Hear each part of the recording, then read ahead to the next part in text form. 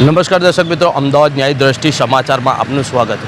City વિસ્તારમાં જો કે હેવી વાહનોને નો એન્ટ્રી, જો કે તેની પણ માન મર્યાદા અને જેને એક ટાઈમ પિરિયડ નક્કી કરવામાં આવ્યો હતો કે સવારના 8 વાગ્યાથી લઈને રાતના 11 વાગ્યા સુધી હેવી વાહનો સિટી વિસ્તારોમાં પ્રવેશ નહીં કરવામાં દેવામાં આવે.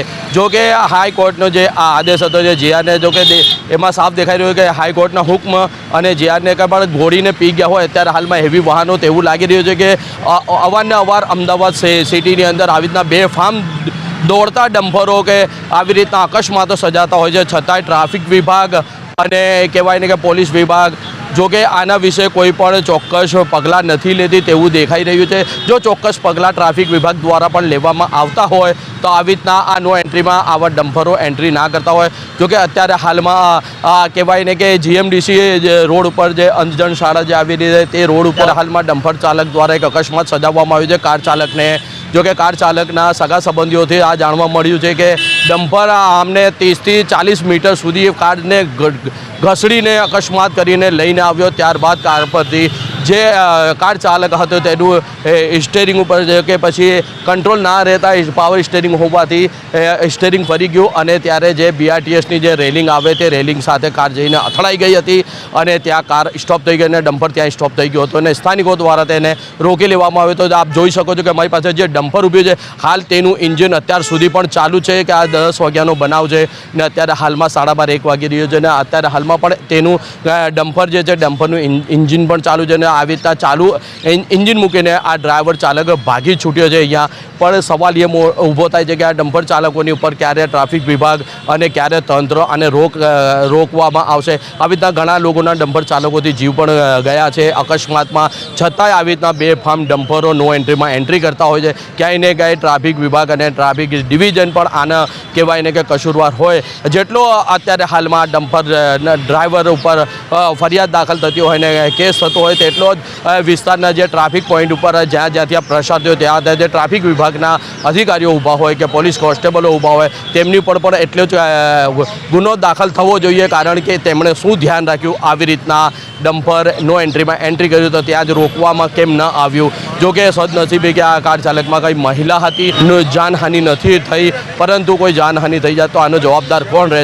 આપને આ જે દ્રશ્ય અમે અહીંયા પણ બતાવીએ છીએ કે આ દ્રશ્ય આપ જોઈ શકો છો કે કેવી રીતના આ કાર કેવી રીતના જે બીઆરટીએસની જે રેલિંગ છે ત્યાં રેલિંગ ઉપર ડમ્પર દ્વારા ઘસડીને લઈને આવવામાં આવતી. ત્યારબાદ આ રેલિંગ ઉપર આ કાર અથડાઈ ગઈ અને ત્યારબાદ આ કાર ઊભી થઈ ગઈ અને ડમ્પર ચાલકે ત્યારબાદ અહીંયા ડમ્પરને ઊભું રાખવામાં આવ્યું, પણ ડમ્પર ચાલક ડ્રાઈવર એવી રીતે ભાગી ચૂક્યો કે ડમ્પરને બંધ પણ નથી કર્યું. એનું એન્જિન પણ અત્યારે હાલમાં ચાલુ છે અને એન્જિનને પણ બંધ નથી કરવામાં આવ્યો અને તેવી રીતના ડમ્પર ચાલક અહીંથી ફરાર થઈ ચૂક્યો છે. હવે જોવાનું એ રહ્યું કે ડમ્પર ચાલક શું લાયસન્સવાળો હતો અને ડમ્પરના તમામ કાગળિયા શું કમ્પ્લીટ છે તે પણ જોવાની વાત છે. ડ્રાઈવર તો જો કે અત્યારે અહીંથી ભાગી છૂટ્યો છે. હવે ડ્રાઈવર કઈ દિશામાં ભાગ્યો અને એના સીસીટીવી ફૂટેજ ચેક કરવામાં પછી એ ડ્રાઈવરને રજૂ કરવામાં પણ શું એ ડ્રાઈવર હતો અને એની પાસે લાયસન્સ હતું કે નહોતું અને ભાગવાનું શું કારણ હતું તે પણ તપાસ કરવામાં. શું લાયસન્સ નહોતું એટલે ડ્રાઈવર ગાડી ચાલુ રાખીને ભાગી ચૂક્યો એ પણ એક મોટો સવાલ છે.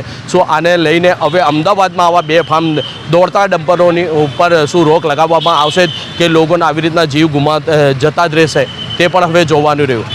રિપોર્ટર શરીફ ગાંચી, અમદાવાદ. મારું નામ ભૂપેશભાઈ મરેઠા છે. રાબેતા મુજબ સવારે મારી દીકરી ઘરેથી કોલેજ જવા માટે નીકળી ગાડી લઈને. અંજન મંદિરથી સેજ આગળ આપણે જીએમડીસી રોડ પર આગળ નીકળી ત્યારે એ રેગ્યુલર એના રૂટ પર જઈ રહી હતી ત્યારે પાછળથી ડમ્પરે એમને ટક્કર મારી. ટક્કર એટલી વધારે હતી, ગંભીર હતી કે આખી ગાડી એને કંટ્રોલ રહી નહીં, ગાડી આખી પંગોળાઈ ગઈ અને તમે જે પરિસ્થિતિ જોઈ લો છો એ પરિસ્થિતિમાં ગાડી આવી ગઈ. અને સદનસીબે ભગવાનની દયા અને સારા કર્મોના હિસાબે મારી દીકરી આજે બચી ગઈ છે.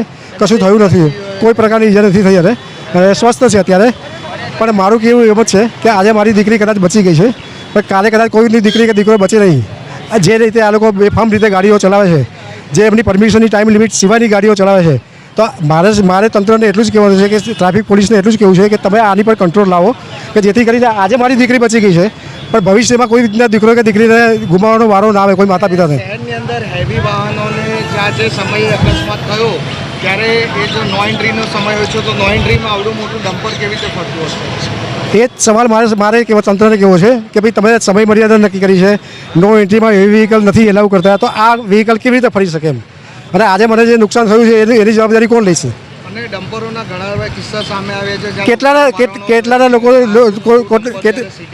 આ ડમ્પરોએ કેટલા લોકોના જીવ ગુમાવ્યા છે, દીધા છે, કેટલા પરિવારજનોને નુકસાન થયું છે, દીકરા દીકરીઓ જાય છે, કોઈકના મા બાપ જાય છે. તો આ નુકસાન જેના વ્યક્તિ જાય એને તો ખબર પડે, એ સમજી શકે. એટલે આની કોઈ ગંભીરતા સમજી અને તમે કંઈ આ લોકો પર કંઈ કાર્યવાહી કરો એવું વિનંતી કરું છું. મારાથી બીજું તો કંઈ થાય એવું નથી. મારાથી એક ફાધર તરીકે તંત્રને, ટ્રાફિક પોલીસને હું તમને બે હાથ જોડીને વિનંતી કરી શકું. બાકી એના સિવાય તો એક કોમન મેન બીજું શું કરી શકે તમને?